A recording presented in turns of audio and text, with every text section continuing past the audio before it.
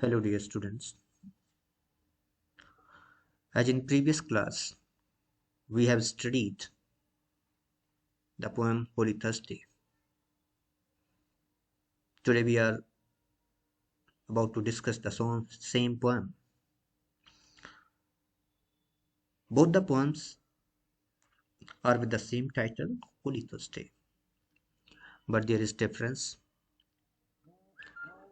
You see, the previous discussion of the Holy Thursday was the part of the collection Songs of Innocence, and there we had discussed all the pleasing thing. As we said that innocence is something where we don't think about the practical aspect of things or the situation. So it was just a consideration of the situation that was visible without using the analysis, without using secondary imagination. But it was the discussion like what we see and what we said. And that discussion was also suiting with the collection, with the name or the title of the collection like Songs of Innocence. Here the poem has same title, but it is one of the collections or one of the poems of Songs of Innocence. It is one of the collections of Songs of Experience now. So Songs of Experience sees the same thing from different perspective. In fact, this is the analysis. This is the practical criticism. This is exposing the reality of England. As we know that why we say or what is the reason behind the title of this poem as Holy Thursday. This was the day when Jesus Christ appeared on the earth after crucifixion, and it also marked them as a God. And that day is used to celebrate as Holy Thursday with the symbol of compassion, with the symbol of religion, with the symbol of humanity. And people used to show their compassion in different form. But when we try to speculate it from different perspectives on the ground of the reality, then we can see the beautiful explanation, beautiful point of views of William Blake on Holy Thursday from two perspectives. Like as poem goes here at the part of Songs of Experience, just we can see the poem. Is this a holy thing to see? In a rich and fruitful land. You see, what is this? In fact, the march past of 6,000 children from orphanage to St. Paul. William Blake questions, do you really find it pleasing? Do you really find it holy thing to see orphans on the street of the land which claims that it is rich and fruitful? Here poets here poet has different perspective to see the reality. It poet wants to say that if a land which claims that it is rich and fruitful, it has all the happiness which is developed enough, and where we can see orphanage. So this is in fact question mark on all the outward notion of a land, England. Babes reduced to misery, fed with cold, and Azra's hand.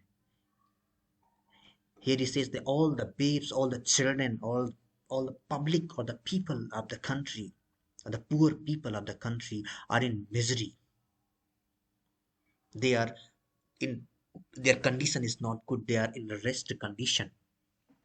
They are in trouble. They are fed with cold. They don't have proper protection for the cold. They are they are in the Azra's hand. They are in the hand of they are in the hand where people are not safe. It means the country is not affluent indeed from in reality. If we want to say that if some country is good, some country is beautiful, some country has happiness, then the people and the children should happy. But here we find that country is happy in the eyes of the world, but it is not happy in reality. So this is the exposition. This is the real exposure.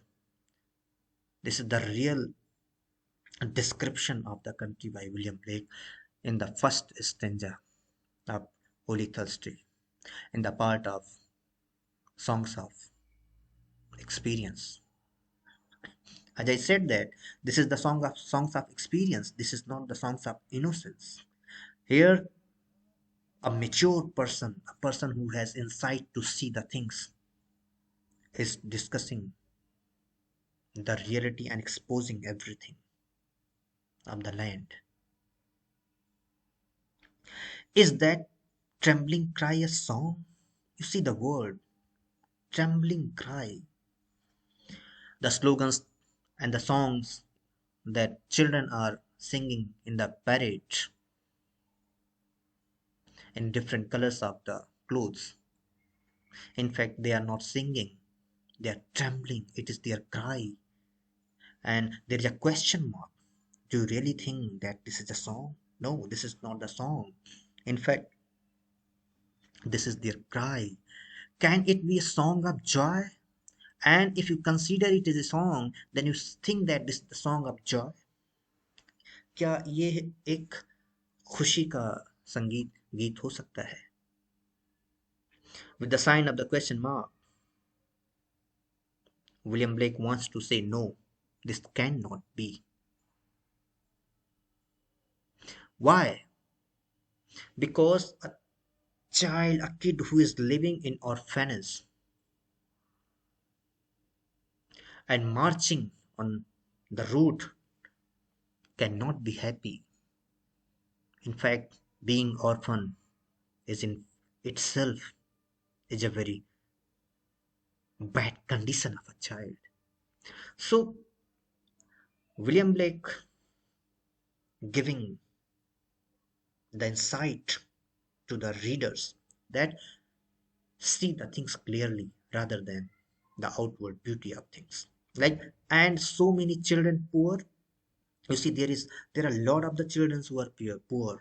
They are in very rest condition. They are in very dilapidated condition.